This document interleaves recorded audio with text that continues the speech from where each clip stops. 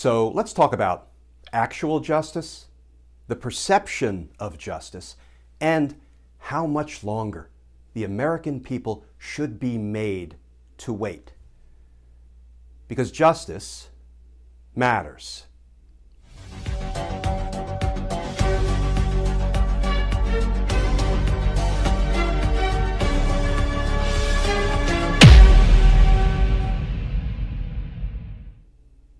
Hey all, Glenn Kirshner here. So sometimes it feels like justice is suspended in amber, right? Unable to budge one way or another. And we are left to sit in the dark, waiting for justice to make a move. For example, as of today, we are on day 15 of Mark Meadows' indictment watch.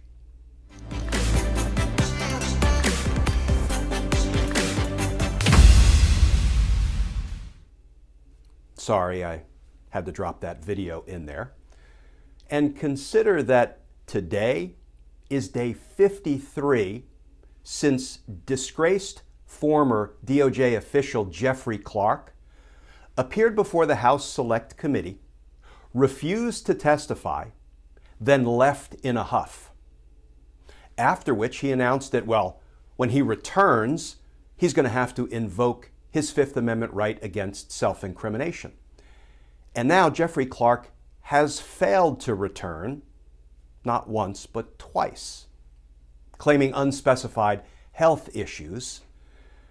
Of course, Jeffrey Clark was plenty healthy when he was trying to kill our democracy, but apparently now he's not well enough to reappear before the House Select Committee so he can refuse to testify about what he did. And just one more number to consider, friends. 244. 244 days ago, the FBI executed search warrants on Rudy Giuliani's home and office, seizing Rudy's electronic devices. Why? Because a federal judge determined there was probable cause to believe that Rudy's electronic devices contained evidence of crime. 244 days ago. Justice suspended in amber. If it were you or me who did the things that Mark Meadows, Jeffrey Clark, Rudy Giuliani have done, you think we'd already be indicted? You bet we would. And that brings me to perception. You know, we've all heard the saying that possession is 9/10 of the law. It's not entirely accurate, but we've all heard the saying, right? Possession is 9/10 of the law.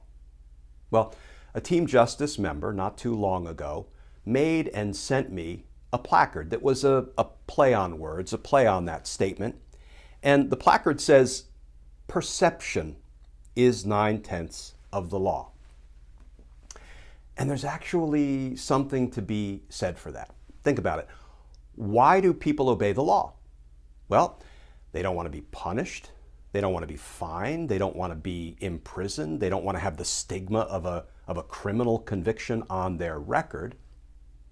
But in a large part, people obey the law because it is perceived generally as being fair, legitimate, even-handed in the way it is applied. And right now, the law has a real perception problem. So with the Mark Meadows and the Jeffrey Clarks and the Rudy Giulianis, not to mention the Mo Brooks and the John Eastmans and the Don Juniors and the Donald Trumps of the insurrection, running around footloose, fancy-free, and doing additional damage to our democracy, the law has a perception problem. And that perception problem will metastasize into a legitimacy problem if we let it. You know, if we're not careful, American law will go the way of Russian law or North Korean law. Just a thinly disguised excuse for dictators and dear leaders to imprison their political opponents. The law has a perception problem, and it will metastasize into a legitimacy problem if we let it. So, how about we not let it? It is not too late for American law, but we need to break justice out of the amber, because justice matters. Friends, as always, please stay safe, please stay tuned, and I look forward to talking with you all again tomorrow.